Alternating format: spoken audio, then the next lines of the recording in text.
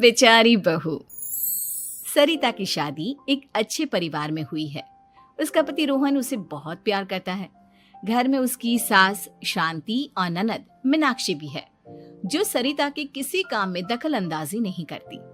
लेकिन फिर भी सरिता को ऐसा लगता है कि दुनिया की सबसे ज्यादा बेचारी बहू वही है और सबसे ज्यादा अत्याचार उसी पर हो रहा है। माँ जी, ये लीजिए आपकी चाय। अरे बहू, तूने इतनी ज्यादा चीनी क्यों डाल दी चाय में? हाय हाय माँ जी, मैंने तो उतनी ही मीठी बनाई है जितनी मीठी आपको पसंद है। माँ जी, आपको तो मेरे हाथ की चाय अच्छी ही नहीं लगती। जब देखो कुछ न कुछ कमी निकाल ही देती हो। अरे बहू, तू एक बात के पीछे ही पड़ जाती है। मैंने ऐसा कब कहा कि तू रोज चाय खराब बनाती है? सरिता अपने कमरे में चली जाती है और फोन उठाकर अपनी माँ से बात करती है। हेलो माँ, कैसी हो आप? क्या कर रही हो? मैं तो ठीक हूँ, पर तू बता, तेरा मूड कैसा है? तेरी आवाज से लग रहा है कि कुछ तो हुआ है तेरे ससुराल में। अरे क्या बताऊँ माँ, यहाँ तो हर समय मेरे साथ बहुत बुरा व्यवहार होता है। मैंने अपनी सास के लिए इतनी अच्छी चाय बनाई, लेकिन मेरी सास चाय पीते ही मुझे 4 बातें सुना दी। बेटी, तू इतनी छोटी छोटी बातों पर ध्यान ही क्यों देती हो? तुम्हारी सास ने कुछ बोल भी दिया तो क्या हो गया? वो बड़ी है ना तुझसे। माँ ने इतना समझाया, लेकिन इस बात का सरिता पर कोई असर नहीं हुआ। अपनी बेचारी बहू की छवि वो बदलना ही नहीं चाहती। अगली सुबह सब नाश्ते की टेबल पर बैठकर नाश्ता कर रहे थे, तभी सरिता ने अपने पति से कहा, सुनिए जी, मुझे ना आज बाजार से कुछ सामान लेकर आना है। आज आप ऑफिस से आने के बाद मुझे लेकर चलना ना। भाभी, मुझे भी कुछ किताबें खरीदनी है। आप दोनों जा ही रहे हो तो मेरी किताबें भी ले आना। लो, अभी तो बात ही की है बाजार जाने की, तो एक फरमाइश आ गई। माँ जी, आप भी बता दो कुछ, और हाँ, मोहल्ले वालों से भी बोल दो अगर वो कुछ मंगवाना चाहते हो तो। बेचारी मीनाक्षी अपना सा मुंह लेकर रह गई। ये सब देखकर रोहन से चुप नहीं रह गया और वो गुस्से में बोला, सरिता, क्या हो गया है तुम्हें? मीनाक्षी ने तो सिर्फ किताबों के लिए बोला है। तुम्हें मीनाक्षी से इस तरह से बात नहीं करनी चाहिए। माफी मांगो उससे अभी। क्या? मैं माफी मांगू? दिन भर आपके घर के काम करूं मैं, आपकी और आपके घर वालों की बातें सुनूं मैं, और अब माफी भी मैं मांगू? ऐसा कभी नहीं हो सकता। ये बोलकर सरिता वहां से चली जाती है। एक दिन उनकी पड़ोसन घर आती है। अरे सरिता, क्या कर रही है? और क्या करूंगी भाभी जी, बस घर का काम ही कर रही हूँ। आप बताओ कैसे आना हुआ? अरे मैं तो तुम्हारा हालचाल पूछने आई थी, लेकिन तुम तो बिजी लग रही हो। कोई बात नहीं, मैं बाद में आ जाऊंगी। और क्या करूं भाभी जी, जब से शादी होकर आई हूँ ना, बस काम ही कर रही हूँ। और इस घर में ना कोई मेरी कदर नहीं करता। पति है जो बस घर से ऑफिस, ऑफिस से घर। ननद को तो कॉलेज से फुर्सत नहीं। बची सास तो उनका सारा समय मेरी गलतियां निकालने में लग जाता है। अरे ये क्या कह रही हो सरिता? तुम्हारी सास तो पूरे मोहल्ले में तुम्हारी तारीफ करती फिरती है कि तुम बहुत अच्छी हो, पूरा घर तुम्ही ने संभाल रखा है। हाँ तो क्या हुआ? इसमें गलत क्या कहती है? सच्ची तो कहती है। मेरी मर्जी के बिना इस घर का पत्ता भी नहीं हिलता। शाम को जब रोहन घर आया तो उसने सबसे कहा, कल हम सबको मौसी जी के घर जाना है।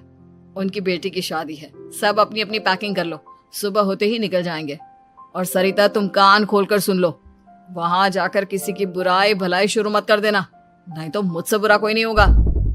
हाय हाय जी, आप तो ऐसे कह रहे हो जैसे मैं सुबह शाम सबकी बुराई करती फिरती हूँ। आज तक कोई कह नहीं सकता कि मैंने किसी की पीठ पीछे किसी के बारे में कोई बुरी बात बोली हो तो। अरे बस बहू, बात को और ज्यादा आगे मत बढ़ा। हमें सब पता है तो हमारे साथ क्या व्यवहार करती है।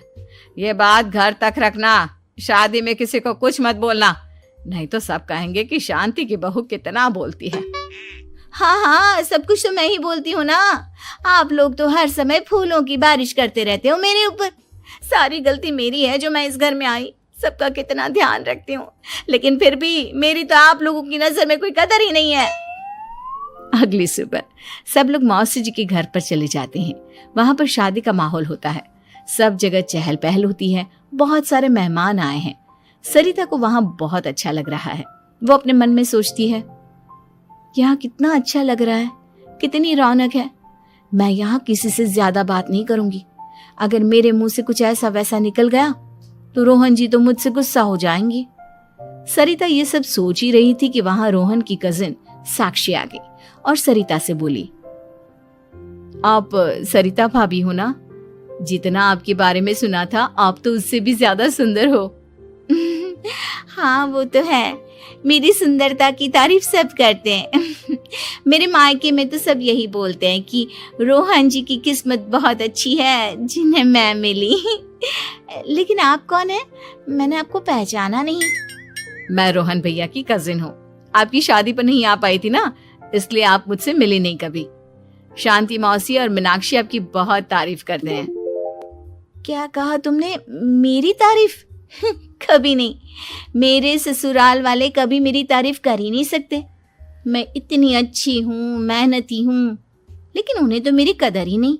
सारा दिन घर का काम करती हूँ, फिर भी मेरी सास ना मुझे सुनाती रहती है और पति भी मेरी सास की साइड लेते हैं। ना कभी बाहर ले जाते हैं, ना कहीं घुमाने। अगर घुमाने के लिए कभी बोल भी देना तो उनकी बहन बीच में आ जाती है। मैं कैसे रह रही हूँ उस घर में, ये मैं ही जानती हूँ। सरिता की ये बातें सुनकर साक्षी को बड़ी हैरानी हुई।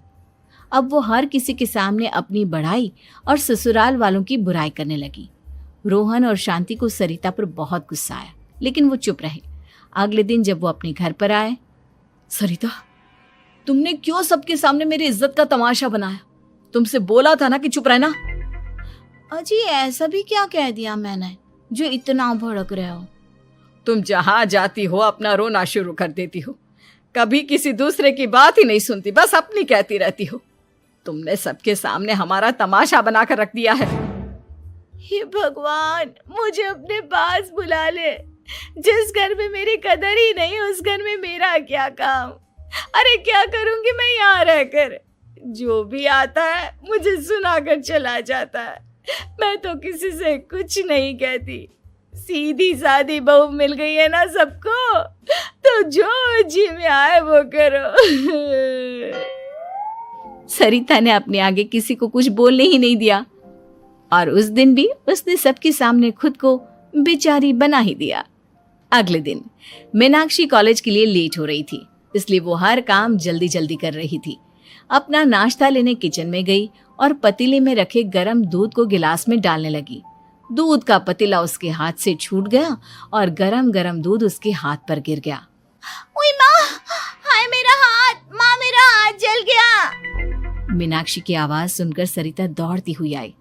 ये क्या किया तुमने? तुम्हें नाश्ता चाहिए था तो मुझसे बोल देती, मैं क्या मना करती थी? अब पता नहीं कितने दिन की मुसीबत पाल ली तुमने। सरिता मीनाक्षी को उसके कमरे में ले गई और उसका बहुत ख्याल रखा।